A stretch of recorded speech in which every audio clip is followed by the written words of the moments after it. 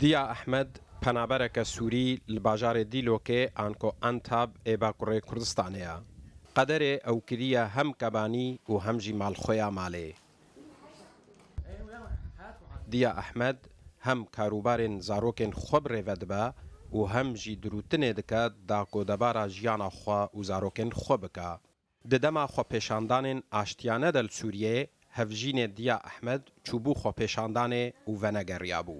زوجي من ايام المظاهرات طلع هەڤژینێ من تەڤلی خۆپێشاندانên destpêkê bû ew çû xwepêşandanê û venegeriya me li her derê lê pirsî lê me nedît zindanek bi gazê hat şewitandin em texmîn dikin ku ew jî şewitî be hîn hêviya me heye ku em wî careke din bibînin.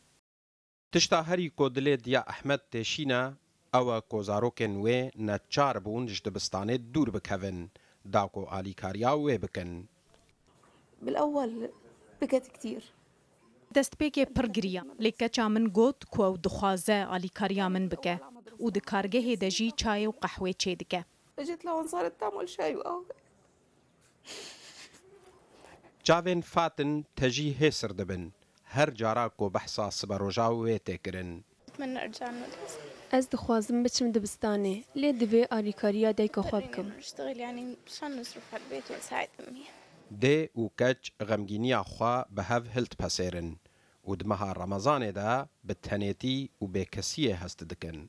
كل ما بتذكر كيف كنا نقضي رمضان انا واهلي Her cara Remezan li Sûriyê tê bîra min hest dikim zarokên min sêwîne lê ez bi xwe jî sêwî me.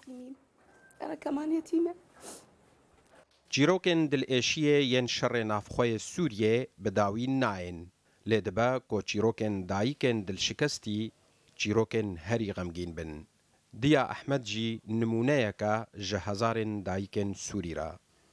Hüseyin Umer, Rûdaw.